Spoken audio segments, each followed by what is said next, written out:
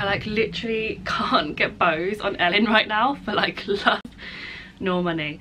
She's just not into it. She's not into it at all. Oh, actually we might be onto something here now. She might be okay. They're just weird, like her hair's like a weird length at the minute where like it just like poofs around her bow, so yeah, she's just, I don't know, she's getting too old for this drama, aren't you, Smells? How do I tie the second knot? Stay still. Ah, stay still. Oh, oh, oh. Will that do? It doesn't look right, Ellen. It doesn't look okay. So, anyway, why are we here, I hear you ask? We're here to do a Chatty life update. I was going to film this yesterday, but actually I'm glad that I'm filming it today because I'm in like a better headspace to discuss the video, but not in a better headspace than yesterday. Yesterday I was feeling pretty happy, pretty chilled. Today I feel quite anxious, but that is the crux of this video, so I feel like it makes more sense to talk about it whilst I'm feeling it, otherwise I'll probably play it down or feel like I'm being really dramatic, which I don't know, I don't think I am. So yeah, so Chatty life update.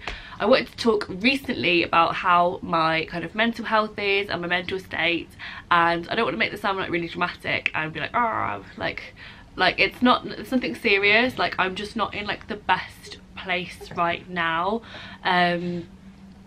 Yeah, I don't feel great right now, and the reason that I'm concerned about this is because life is getting better and I'm not catching up with it, if that makes sense. So I don't know if I'll go into like more into like what it is in a min, but I don't know if it's like circumstantial, hormonal, or previous like trauma like coming up, or a combination of all three. It could be any of those, but I don't know which one it is. So hormonal, it could be because obviously I've had Ellen a year ago. I had 2 pregnancies with a 6-month gap between them, and I'm breastfeeding Ellen. So there's lots of things there that could be like hormonal triggers as to why I feel anxious. I don't want to say depressed, but like there's probably like a teeter there. Yeah, so it could be hormonal. The only thing is that with hormonal, like I don't want to dismiss what I am feeling.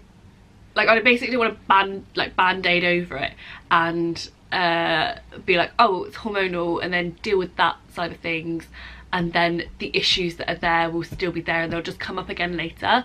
So that's what I'm conscious of. I don't want to dismiss it as hormones, but actually I think there's probably something more there. So circumstantial, looking at the last year just as a year, obviously I had Ellen, then my mum went through like a breakup with not my dad, but my like stepdad basically, and kind of had to go through her like her own things, and like wasn't as involved with Ellen as she was with Rory. And then obviously Rich got a job working away, and having 2 under 2, which in itself is a lot, like a lot. And I didn't have any kind of backup or support really, not from like a break from the children. So my mum was brilliant in the sense that she would like help me tidy, or she'd do my washing or things like that, but she didn't have the capacity herself to like babysit anymore because she was trying to kind of heal from her own breakup and stuff. So that was really hard, because when I first had Rory, like I had like childcare and I could like take Rory to my mum's and she would have him for a couple of hours and this and the other. And obviously Ellen's breastfed, so Ellen actually just can't really go anywhere without me for like long periods of times, and she's really clingy. That's another circumstantial thing. Like Ellen's like obsessively clingy, like she doesn't want to go to her dad really for like long periods of time. She wants to be with me all the time, so that's quite lovely but also quite hard work. Yeah, and then obviously Rich got a job working away, and at the weekends he has 2 other children to deal with, so there was only like a chance for me to get like 1 day a week essentially like as a break. And in that 1 day a week, Rich would also be tired and fatigued, and we weren't managing that situation very well at all. Not at all.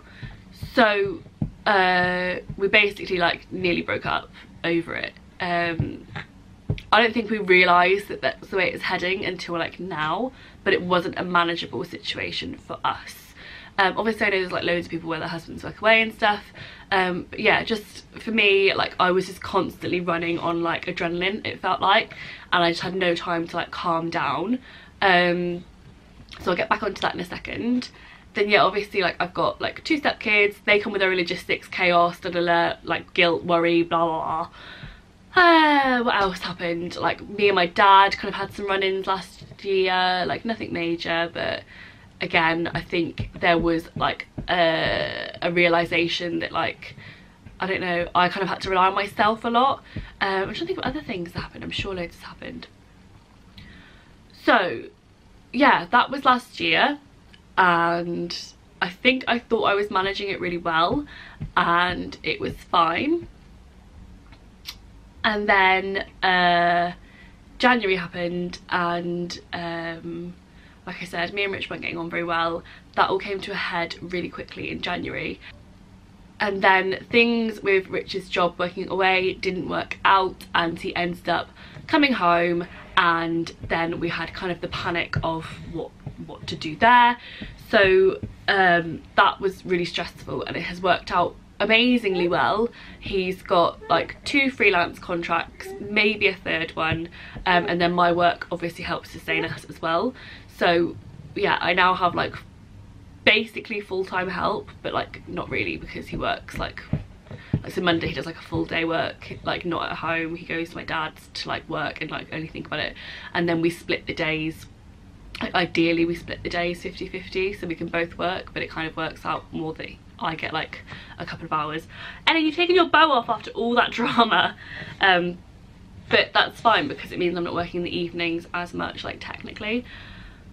But this is my point, that life has got easier, as in I'm now not having to deal with a husband that works away, and I get like backup and support, but I'm not catching up with that at all.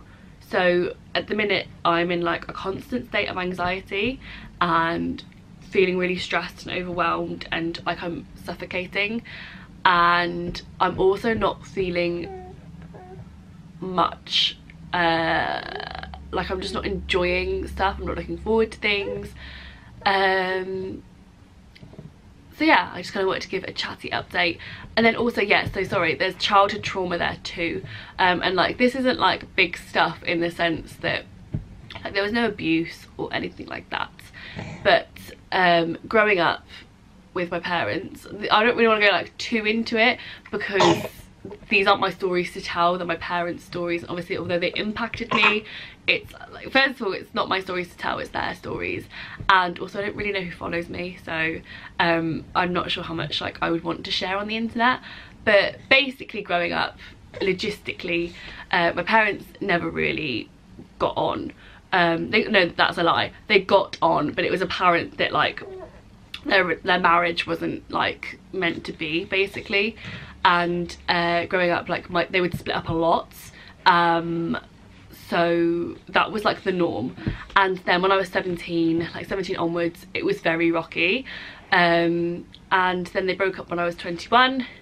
And although they get on well now, they're still in business together, so they get on, and I'm lucky in that sense that like, yeah, it was just very rocky, and it could be quite toxic, and obviously you're pulled from pillar to post sometimes, and you get defensive of your like I'd get defensive of my mum, and like feel like I had to like look out for her and stick up for her.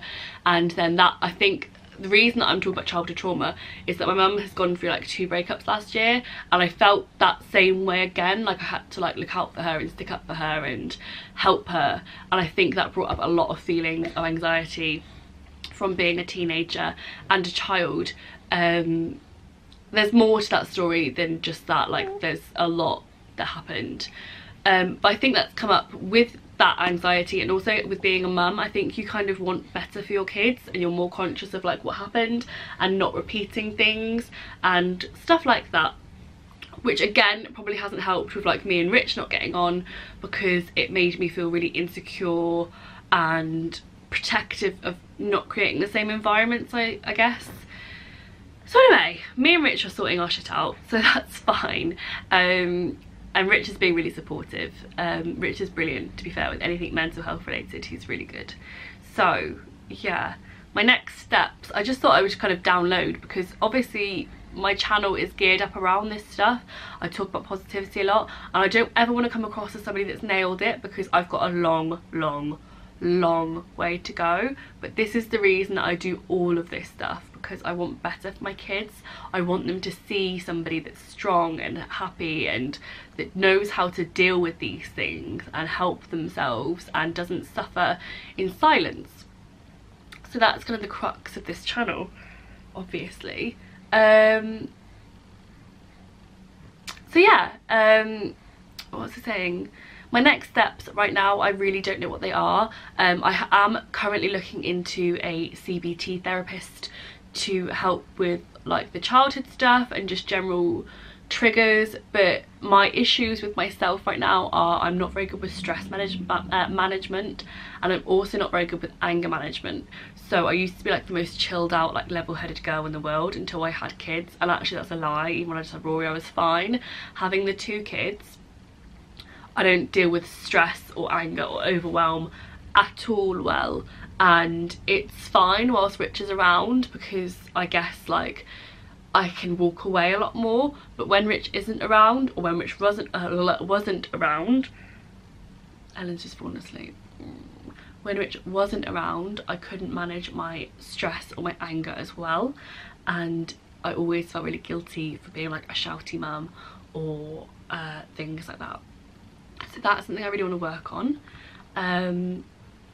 Obviously just managing my anxiety, and yeah, just healing from some scars and healing from some wounds, and trying my best to move forward. So yeah, I'm looking at a therapist, and then for me, I have to learn to get better at looking after myself, and you know, taking time out to chill out and not take on too much, and eat better and do better at resting. And I think I'm going to start exercising too. But yeah, I just thought I'd give you an update on where I am right now, and how this channel will be documenting that moving forward. Like if I do CBT, I'll be talking about that. I'm going to look into a Reiki session, and then just like things I'm doing myself to manage it. But I think it's important to talk about it, because first of all, there's no point in suffering in silence. I'm sure many of you feel this way too, and yeah, that's an update on kind of how things are. And also, yeah, like I said, I don't want it to come across like I'm some positive person who has got it all sussed out and can talk about positivity, because I haven't had anything happen to me, because I absolutely have. And it's only now as an adult as well, like looking back at certain things, I think that it wasn't acceptable. So yeah, I want to like deal with those things and stop just pushing them aside and not validating them. I think that's another thing as well, because I can feel myself now even being like, oh, but you know, worse things happen to other people, but actually like as a teenage girl and a child, it wasn't okay. So yeah, that's my update. I hope it makes sense, and I hope you enjoyed the video and it wasn't too dark. But yeah, stay tuned for what's coming up, and I hope you can take something from it. Bye.